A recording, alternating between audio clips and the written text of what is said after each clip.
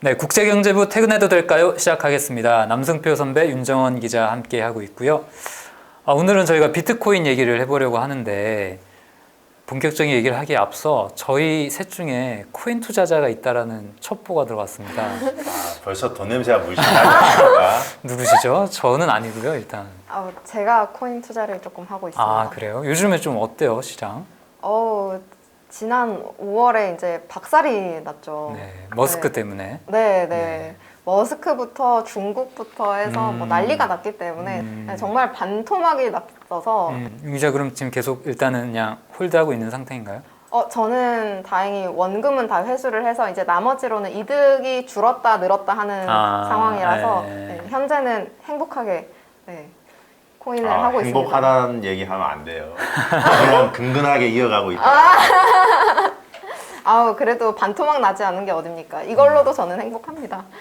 그 코인이 저희가 지난주에 저 밈주식에 대해서도 얘기를 했지만 코인이 좀 부진하면 밈주식 쪽으로 막 몰려가고 또 뭐 코인이 또 훅 다시 또 뜨기도 할 테고 요새 참 혼란의 시기인 것 같은데요. 그럴 때일수록 저희 방송을 보시고 좋은 정보 많이 가져가 주셨으면 좋겠습니다.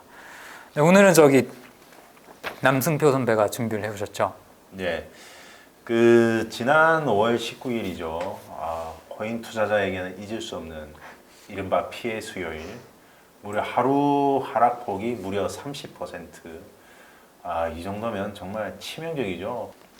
앞서서 이제 우리 윤정원 기자께서 이제 뭐 머스크 이야기도 하고 하셨는데 중국 이야기도 했고 꼭 그것 때문만이었느냐. 뭐냐면 이게 그동안의 어떤 비트코인의 상승에 있어서 주요한 역할을 했던 기관 투자자들이 이미 그 피해 수요 이벤트가 있기 전에 빠져버렸다는 그 시장에서 손을 뗐다는 그런 리포트가 있더라고요. JP 모건 리포트인데요. 이제 봐야 되는데 그 이전에 앞서서 기관 투자자들이 비트코인에서 어떤 역할을 하고 있었는지를 간단하게 한번 살펴보려면 아까 그림에서 그 월스트리트 저널 기사에서 제가 캡처한 그림이 있는데 이게 뭐냐면 이제 그 작년 6월에서부터 어떤 이 비트코인 가격의 어떤 상승 흐름에 있어서 어떤 변곡점이 됐던 일들을 쭉 적어 놓은 건데요. 이제 투더 같은 경우는 이제 유명한 기관 투자자고 그 사람이 뭐 이렇게 비트코인 한다고 얘기를 했던 것이고 그 다음에 이제 6월 22일에 보면 마이크로 스트래티지라는 회사 나오죠. 최근에 이 회사가 뭐 또 빚을 내 가지고 4억 달러를 정부펀드를 발행해서 우리는 코인으로 간다. 뭐 코인으로 이미 억 달러 수천억의 손실을 보고 있는데 자본시장에서 돈을 조달해서 또 코인을 하겠다 얘기했던 마이크로 스트래티지인데요. 이 회사도 저 무렵에 이제 코인 한다고 밝혔고요. 그 다음에 작년 10월쯤 페이팔이죠. 페이팔이 결제 수단으로서 비트코인을 이제 받아들이겠다라고 얘기를 했고, 그 다음 작년 연말인데, 저기 이제 작게 돼 있는데, 매사추세츠 뮤추얼이라는 생명보험회사입니다. 기관 투자자라고 할 수 있죠. 여기가 아마 포지션을 또 상당 부분 비트코인을 이제 투자한다라고 했어요. 그러면서부터 이제 어떤 모멘텀이라고 그러죠. 시장에서 어떤 상승 동력이 붙기 시작합니다. 기관 투자자들이 들어가는 거면 이거 제법 신뢰할 만한 거 아닌가 하는 게 들어오고요. 그 과정에서 이제 그 여러분들이 잘 아시는 그 일론 머스크가 SNS를 통해서 열심히 이제 펌핑을 하죠. 그러다가 올해 초 1분기에 테슬라가 뭐 15억 달러 정도의 어떤 비트코인을 가지고 있다라고 얘기를 했고 그러면서 팍 올라가는 추세를 타고 4월인가요? 코인베이스 암호화폐 거래소죠. 코인베이스가 상장을 하면서 거의 정점을 찍는데 바로 그러면서 비트코인의 시가총액이 이제 1조 달러 이렇게 이제 갑니다. 그래서 이제 이렇게 가는 과정에서 제가 간략하게 말씀을 드렸지만은 어떤 마이크로 스트래티지 같은 회사들, 매사추세츠 뮤추얼 같은 기관 투자자들의 어떤 참여 이런 부분들이 가격 형성에서 굉장히 중요한 역할을 했습니다. 그런데 자 JP 모건 리포트로 돌아가 볼까요? 이런 기관 투자자들이 말이죠. 올해 들어서 슬슬 손을 빼고 있었다는 겁니다. 지금 이게 뭐냐면 그 선물 계약에서 그 미결제 약정의 어떤 절대적인 증감 추이를 이제 나타낸 건데요. 이게 뭐 플러스로 늘었느냐 마이너스로 늘었느냐를 구분하지 않고 절대적인 변화값을 측정한 겁니다. 이게 보면 2021년 제니어리 1월이라고 돼 있는 부분까지 쭉 올라가다가 꺾이기 시작했죠. 즉 3월 이쯤에서부터 이 그 선물 그 비트코인 선물이 줄어들기 시작했다는 겁니다. 이게 이제 배팅을 위로 했느냐 아래로 했느냐는 중요하지 않고요. 절대적인 어떤 배팅 값 자체가 줄어들기 시작했다는 겁니다. 그건 뭐냐면 시장에서 비트코인 가격이 오르든 내리든 관심 없어 이러면서 슬슬 빠지기 시작했다는 거예요. 다음 페이지에 쭉 봐서 이제 내려보시면 더 내려보면 Momentum Signals for Bitcoin 해가지고 JP 모건에서 이제 모멘텀 지수를 이렇게 측정을 했는데요. 저것도 가만히 좀 보시면은 January 20일 돼 있는 이제 2021년 1월에서 저게 4월 가기 전쯤에 모멘텀 지수가 정점을 치고 있죠. 그러면서 이후에 모멘텀이 계속 꺾이고 있다는 게 이제 보여요. 그래서 이 모멘텀 지수도 하나의 또 보면은 기관 투자자들이 이거 좀 불안한데 왜냐면 그런 거 있잖아요. 정점을 치면 뭐 이젠 좀 차익 실현해야 되지 않나 이런 생각을 한다는 거죠. 그래서 빠졌다는 것이고 그 다음에 이제 옆에 그림 3을 보시면은 이게 이제 비트코인 ETF의 자금 유입을 이제 보여주는 건데요. 이것도 3월 이후로 해서 급격하게 빠지고 있죠. 그리고 밑에 보시면은 또 하나 이제 재밌는 게 뭐냐면 검은색 선이 금 ETF고요. 파란색 선이 이제 비트코인 펀드인데요. 이게 가만히 보면은 올해 1월을 기점으로 해가지고 쭉 계속 상승 곡선을 가는데 끝에서 약간 살짝 꺾였어요. 그리고 금 ETF도 보면은 쭉 가다가 비트코인이 치고 나가는 시점에서 금이 이제 ETF 자금 유입량이 꺾이기 시작했죠. 그런데 5월 들어서 이게 살짝 방향이 위로 꺾었죠. 그래서 JP모건에서 이제 뭐라고 그랬냐면은 이제 3월, 4월 이쯤에서 비트코인 가격이 정점을 칠 때에 이미 기관 투자자들은 시장에서 발을 뺐고 그리고 어디로 갔느냐? 금으로 갔다. 그런 생각이. 근데 이 보고서를 보면서 좀 안타까운 마음이 드는 게 이걸 좀 빨리 보내주지 이런 보고서를. 이게 사후 약방문도 아니고 뒤이어서 이렇게 뭐 분석해 주는 거는 좋지만 이걸 한 단계 빨리 좀 저희들이 알 수 있었으면 더 좋지 않았을까. 여기 보면은 이제 앞서 이 JP 모건에서는 한 달 전쯤에도 비슷한 내용의 보고서를 냈다고 해요. 네. 그러니까 뭐냐면 이 보고서를 접할 수 있는 게 근데 누구겠습니까? 기관 투자자죠. 대부분 기관 투자자예요. 그렇기 때문에 미국은 우리나라하고 달라서 이 JP 모건이라든지 이런 대형 투자은행들이 보고서를 그냥 무료로 공개하지 않거든요. 이거 굉장히 철저하죠. 네, 상당히 비용도 좀 많이 들여야 되고 여러분들 이거 우리 방송 보시면서 보시는 거 굉장히 이득을 보시는 겁니다. 네. 그래서 그 기관 투자자들은 이런 정보들을 통해서 이미 좀 어느 정도 분위기를 감지하고 있었고 오히려 그래서 좀 개인들의 출혈이 더 심하지 않았나. 그럼 반대로 생각해 보면 지금 JP모건이 여러 가지 어떤 선행 지표들을 나름대로 몇 개, 두세 개 그래프로 보여줬는데 그런 그래프들을 추적하다 보면 기관 투자자들이 다시 들어오는 시그널이 보일 수도 있잖아요. 그렇죠. 근데 그 모멘텀 지수라든지 이런 걸 봤을 때에 이 리포트에서 JP모건 애널리스트 하는 말은 뭐냐면 바닥을 성급하게 예상하지 마라. 자기들이 봤을 때는 이날 이제 무려 하루에 30%나 빠졌으니까 이렇게 급락하면 어느 정도의 반등이 또 그 다음에 이어서 나온다라는 생각들을 하는데 JP모건에서는 뭐냐면은 지하실 뚜껑 연수가 있다 그런 얘기를 해요. 저는 금과 관련된 그 역상관관계가 좀 눈에 띄었는데 어떤 해치 수단으로 금을 좀 생각해 보는 것도 괜찮을 것 같아요. 안 그래도 저는 이 보고서를 보면서 비트코인의 금과의 이제 좀 관계나 이런 거에 대해서 좀 설명을 드리려고 해요. 비트코인에 왜 투자를 하시는 분이 계시다면 혹시 왜 투자를 하시나요? 저는 개인적으로 비트코인을 투자를 하는 이유는 대체 투자 자산으로 보고 있기, 대체 자산으로서 투자를 하는 거거든요. 그 대표적인 대체 자산이 바로 금입니다. 그래서 금이랑 비트코인이 상당히 비슷한 부분이 많은데요. 금도 예를 들어서 뭐 금을 이렇게 나왔어요. 그럼 금을 어디다 쓰시나요?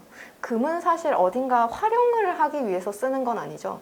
얘의 밸류에이션을 한다라고 하면 사실상 노란색 그냥 돌덩이에 가까울 거예요. 노란, 금속. 네, 그냥 금속. 그런데도 불구하고 뭐 연준이라거나 중앙은행들은 왜 그렇게 금을 사 모으냐라고 하면 통화 시스템 자체에 대한 불신을 바탕으로 금에 투자를 합니다. 그렇기 때문에 금은 금 자체의 밸류에이션이 있는 게 아니라 통화 시스템에 대한 불신에서 시작돼서 그게 그 자산의 밸류에이션을 주는 거거든요. 근데 비트코인이 그것과 굉장히 유사합니다. 그래서 이제 금과 비트코인이 비슷한 존재이기 때문에 지금 이 그래프에서도 보실 수 있다시피 이제 서로 다른 방향으로 움직이고 있는 건데요. 이게 2021년도부터 보면은 역외상관관계가 굉장히 뚜렷해지죠. 지금 금의 현물과 비트코인 가격 그래프인데 그래서 사실 금에 투자를 하고 비슷한 역할을 하는 것이기 때문에 내가 금에 투자를 할 것 같으면 비트코인에 하지 않고 비트코인에 하고 있으면 금에 하지 않는 이런 현상을 보이고 있는 거예요. 그래서 제가 이제 이 JP모건 보고서를 보면 비트코인의 적정 가격을 구하는 방법을 이제 할 때도 금을 활용해서 하거든요. 금이 이제 금의 밸류에이션이 그렇게 어려웠듯이 비트코인도 밸류에이션을 하는 방법이 상당히 어려운데 JP모건에서는 금의 상대적인 가치로 비트코인을 평가하는 방식으로 이제 가격을 계산하고 있습니다. 그래서 오늘은 저희랑 함께 비트코인의 적정 가격 계산하는 법을 한번 직접 계산기를 켜서 보시도록 하겠습니다. 금의 지금 현재 시가총액은 2조 7천억 달러입니다. 비트코인을 보시면 시가총액이 6,178억 달러인 거를 보실 수가 있습니다. 그리고 현재 비트코인의 개당 가격은 32,988달러라고 보실 수 있겠죠. 그러면 계산기를 잠깐 켜서 시가총액 6,178억 요거를 나누기 32,988달러를 해보겠습니다. 그러면 현재 지금 비트코인 개수를 확인을 하실 수 있거든요. 100만, 10만, 100만, 1000만 1872만 개 72만 9,538개의 비트코인이 있다는 걸 알 수 있습니다. 그런데 현재 금의 시가총액이 얼마냐면 2조 7천억 달러입니다. 그러면 2조 7천억 달러를 요 숫자로 나눠보면 되거든요.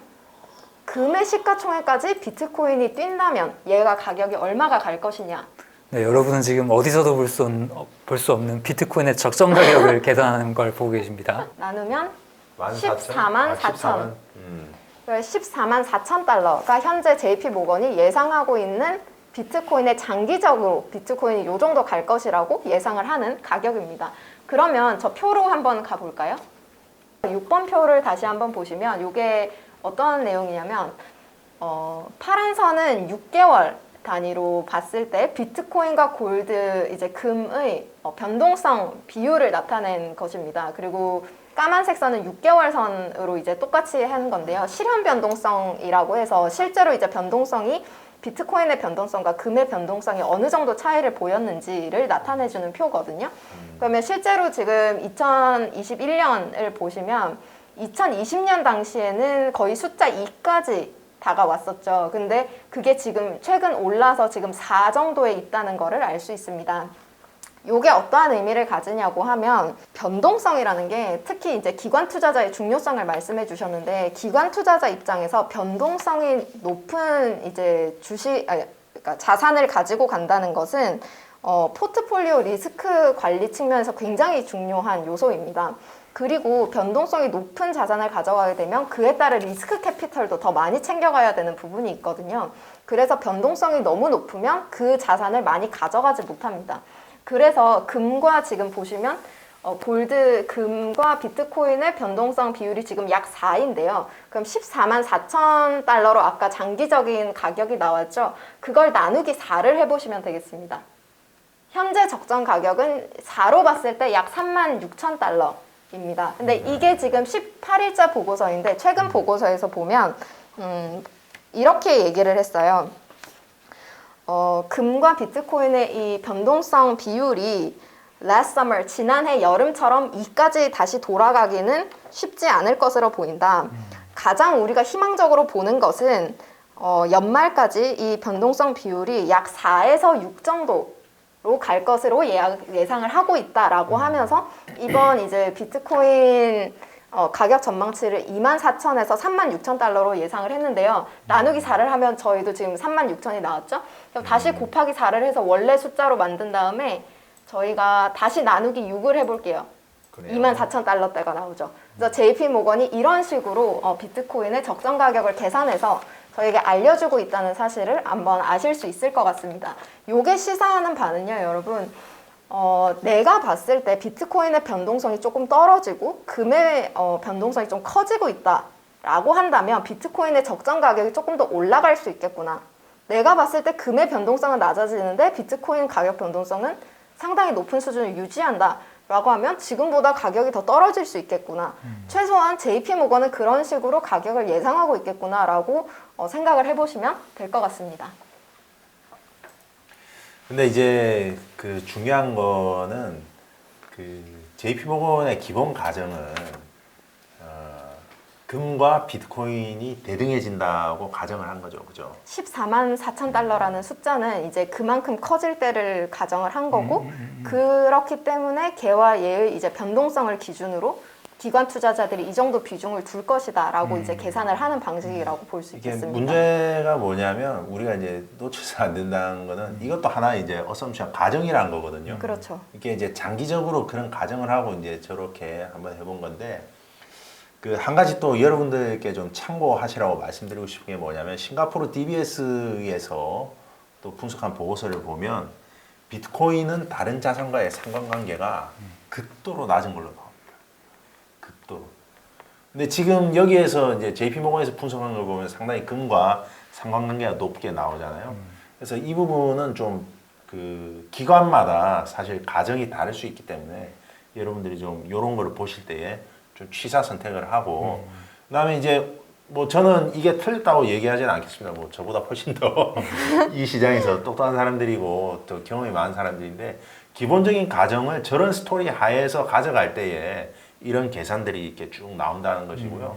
또 다른 스토리 라인을 가지고 비트코인을 바라본다면은 또 전혀 다른 계산을 할 수도 있다는 부분을 좀 말씀드리고 싶네요.